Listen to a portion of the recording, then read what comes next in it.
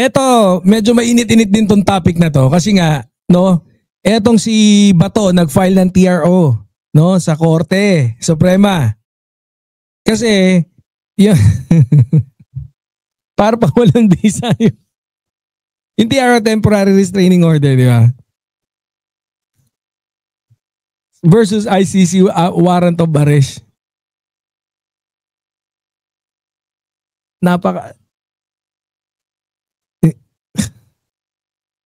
Hindi ko alam, pero hindi ko alam kung anong pwede ko sabihin dito. Ang dami na nag-live nito. Ako natatawa nga kasi nga parang too early daw.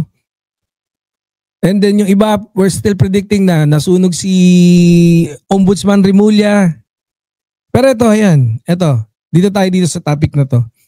Sabi nga rito, Bato humirit sa Korte Suprema ng TRO versus ICC arrest warrant. Ito yan, dated ng November 13, 2025.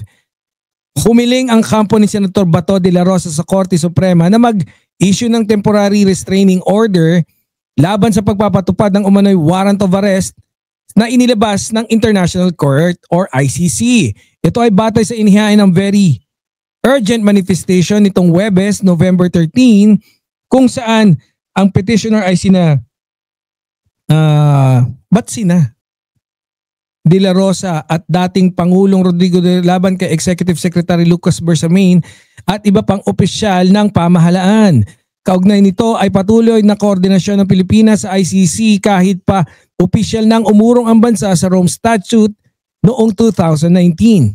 Batay sa dokumento, ipinunto ng mga petitioner na may kumpirmasyon mula sa kay Ombudsman Jesus Crispin Remulla ang pagkakaroon ng arrest warrant ng ICC laban kay De La Rosa. Actually bukas maganda November 14. So it's gonna be tomorrow.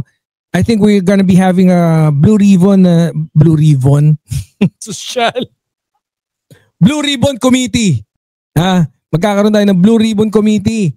No, I think bukas malalaman natin, no, 'di ba, yung pattern nga doon sa ICI rally.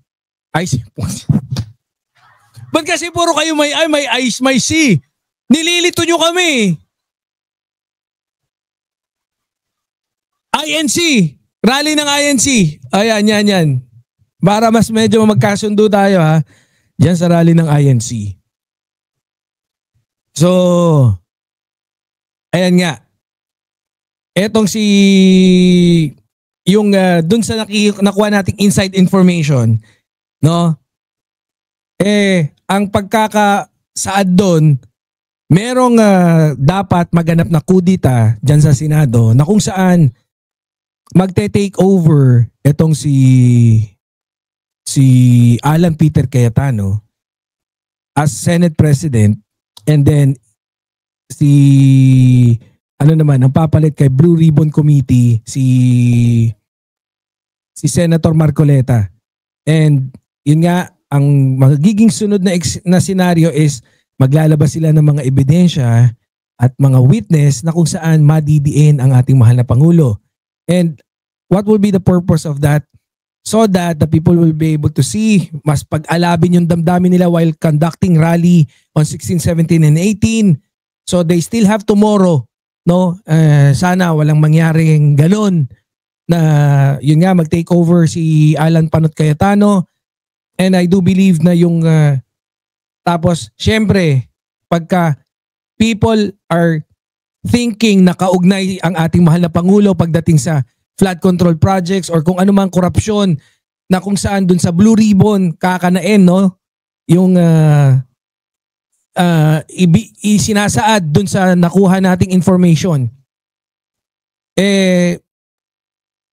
Bukas, yun nga, so meron sila hanggang bukas dahil susunod na araw, Sunday, rally na. So they only have one session, so tomorrow lang yun. Not unless magpa-press conference sila ng Saturday na kung saan idiin nila si PBBM, blah blah blah.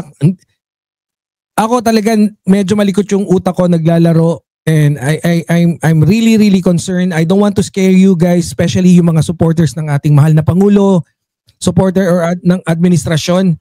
Pero I really want you to be cautious kasi mahirap na.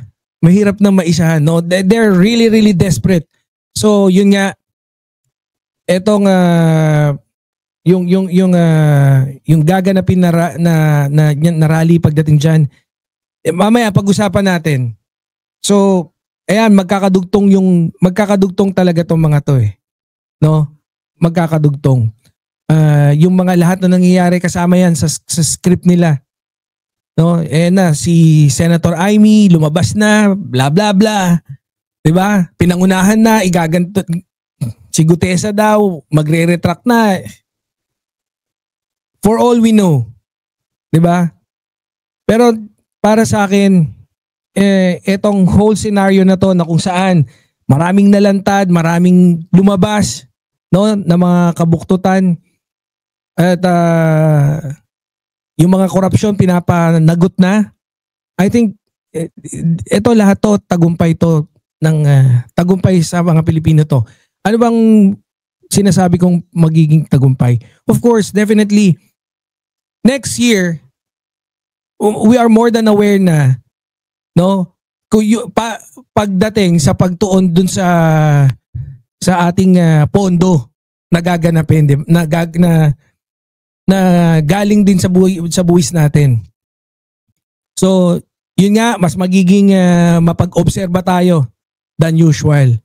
O balik tayo dito kay Bato. Nire-relate ko biglang na. Yung train of thought ko, pinapapasok ko ng pinapapasok. Sabi ko, pumasok ka.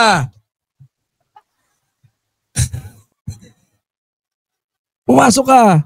I-connect mo si Bato. Bilis! Ayaw. Ay, nako. Hindi, mainit kasi tayo dun sa rally. I really admit, mainit ako dyan pagdating sa rally ng INC. Ayoko talaga mangyari yan eh. Kaya lang, no, karapatan nila yung rally na ganyan. Wala akong magagawa. Sabi rito pa, ayon sa kanilang mosyon, hiniling ito sa Korte Suprema na kilalanin ang naturang pahayag ni Remulla at atasan ng Department of Justice at Department of Foreign Affairs na magsumite sa loob ng 72 hours ng opisyal na sertifikasyon kung may natanggap o ipinadalang komunikasyon mula sa ICC. Bukod dito, humiling din sila ng TRO o Writ of Preliminary Injunction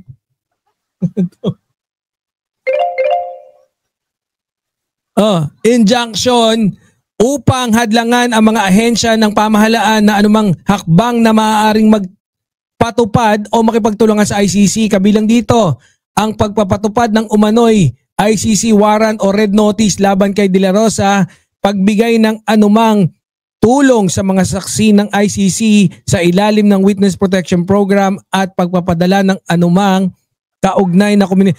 Pinakamaganda niyan, sa tingin ko manapak ka eh.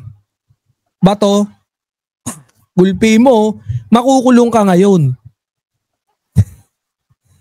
Pag nakulong ka, uunahin yung kaso mo dito. Hindi, joke lang. Napakapangit na advice. Anyways, eto, di ba? Putok na putok tong balita na to. Na yun nga, napakaaga mag-TRO ni Bato de la Rosa. And I think it was Torion. No, ito yung ano niya. And si Bato, hindi natin alam kung papasok ba yan bukas. Bahala na. I think one of these days, pagka pumasok si Bato, bigla na lang bubulagain si Bato eh. Pero no, merong instance na namataan siya sa Cebu. And I think wala na yata ulit na naman. So let's see kung ano yung posibleng mangyari bukas. So kung napanood ko rin yung interview ni Top 1 kanina kay General Torre, and it was like kung mautusan si General Torre para dakipin si Bato, wala naman daw siya magagawa kundi talagang sundin ka dahil pulis ka. Dali! Oh. Kaya ako nasisigurado ko magiging masaya talaga Pasko natin eh. So, ayan. Proceed tayo sa susunod nating topic. let's leave it with that. Yan na yun. Abangan na lang natin kung ano mangyayari bukas. I think it's a big failure dito sa napakaaga nilang pagpasa ng TRO. Abangan natin kung ano mangyayari bukas diyan sa TRO nila, no? Dami nilang request. Wala pa rin naman pala yung warrant of arrest.